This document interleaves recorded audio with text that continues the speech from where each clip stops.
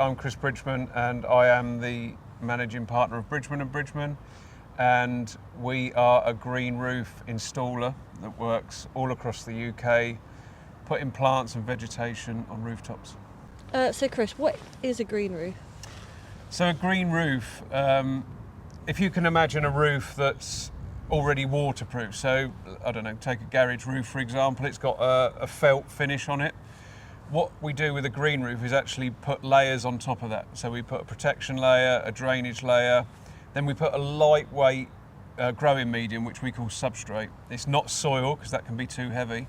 And then we vegetate that. So we vegetate it with sedum species, which are alpine succulents, or wildflower species, which are really good for biodiversity and pollinators. But the key is that we're actually adding layers to a roof that's already watertight, so that you haven't got roots growing in through your house. If you can imagine, you've sat there and you put a green roof on, it's still us working with a traditional roof layer. Here in Milton Keynes, we did a mapping exercise, and there's the equivalent of 6 full-size football pitches of flat roof that could be greened overnight, which is huge in the fight against climate change, where we're desperate for more green space. Actually, these wasted roof spaces are ideal to become green, and they can become green without structural enhancement. We don't have to make the building stronger to take that weight. We already know that they're strong enough to do that. So that's a huge opportunity for us right here in our city. Perfect. And how did you get into your role? So my career began in horticulture. So I actually studied at Milton College, where I did horticulture for a number of years. I then worked for a big national company doing landscaping on the ground. And then it was 20 years ago next year that we set up our own business. So that was actually focusing on commercial landscapes on the ground. So we did lots of big semi-mature tree planting and landscape schemes, and we were lucky enough to work on some great projects, including the London 2012 Olympic Park. We did some big projects at Heathrow Airport, Warner Brothers Studio, BBC Television Centre. So I've actually been really fortunate to work at some really cool places in my career. But 16 years ago, we were asked to do a green roof as part of a landscape project, and that was on the University of Brighton. And that's where the business changed slightly, and actually our direction changed, because that's the first green roof we ever did. And even at that time, I didn't know what it was, so it was quite a pivotal change in our business. Mm-hmm. And how does your role include sustainability and work alongside keeping things sustainable?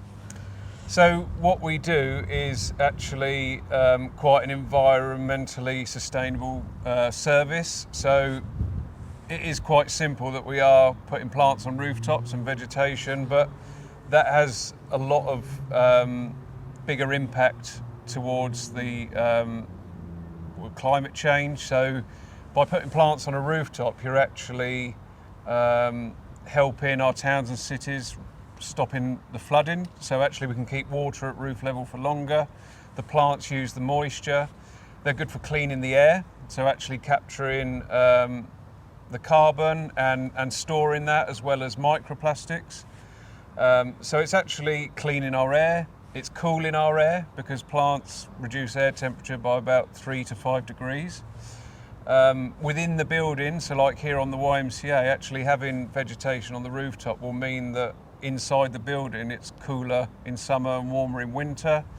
We're creating spaces for nature, but also for people as well. This is really good for mental health and well-being.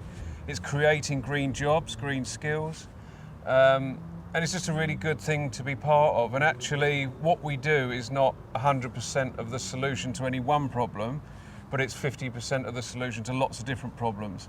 And in the fight against climate change, we need to actually address lots of different issues. And this is one fairly quick way that we can do that.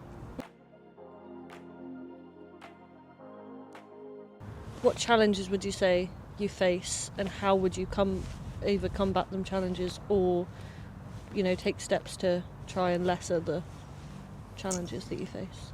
So I guess what we do is we're a green business, but actually we have good and bad effects on the environment. So actually we do cover the whole of the UK, but how green is it for us to be driving to Scotland to put a green roof on? So as a business, what we've done is actually work on an actual UK qualification for green roofs. So rather than us do jobs further afield, we're actually working on training people in those areas. So right now we're training people in Wales, in Swansea, to build their own green roofs. We're upskilling people that are in either the roofing industry or they're gardeners themselves and want a different offering.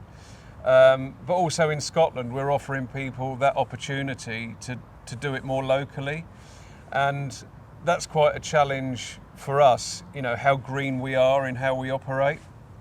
Another challenge is that traditionally a lot of our products and materials come from Europe. You know, how green is it for us to bring vegetation across from Germany or Holland? It's not. And actually we need to change that. So we have our own nursery here where we grow our own plants now, whereas rewind 10 years we would have imported it. But also we're looking at different reuse products. So we did a scheme in Milton Keynes where we did 30 bus stops, and actually instead of using the traditional layers that we would normally import from Germany, we actually used recycled plastics as a drainage layer. And what that actually meant is that it's all the plastics that can't be recycled, they would have gone to landfill. But we've actually had a layer formed that acts as the drainage layer, and actually one bus stop in Milton Keynes is the equivalent of 18,000 Tesco carrier bags. So it's actually looking at how we can adapt and reuse and actually go a bit further in what we're doing and look at our own model, look at our own supply chain and actually develop that to make sure we're actually as green as we can be from that point of view. Well, that all sounds really good. And what would you say for people that are interested in joining, what sort of skills would they need and how could they get into doing stuff like you're doing? Yeah, no, that's a really good question. And actually, I think it's not one skill. So actually, I came in from the landscape and horticulture side, which is really important, but actually there's a lot of people that come in from construction and roofing and then add this on as a skill to them. So it's important to have that overarching sort of knowledge of both construction, roofing and horticulture to make this work. But I really love my job.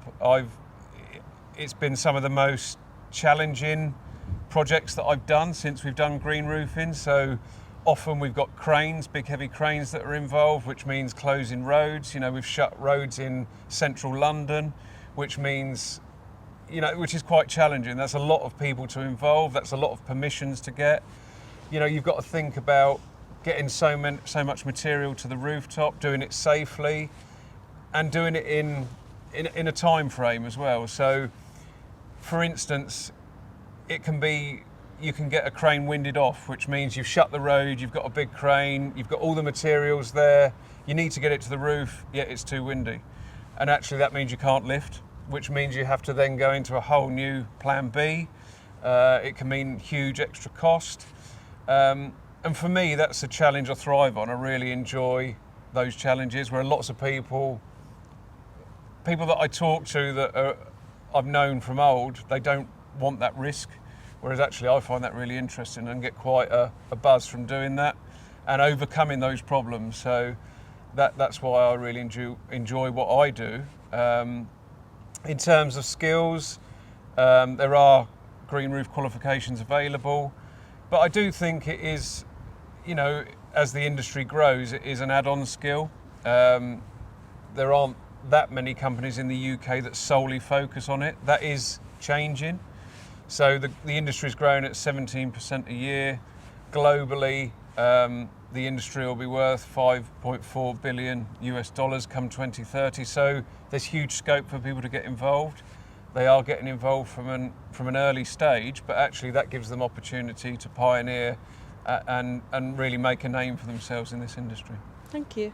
That was really informative. Thank you. Thank you.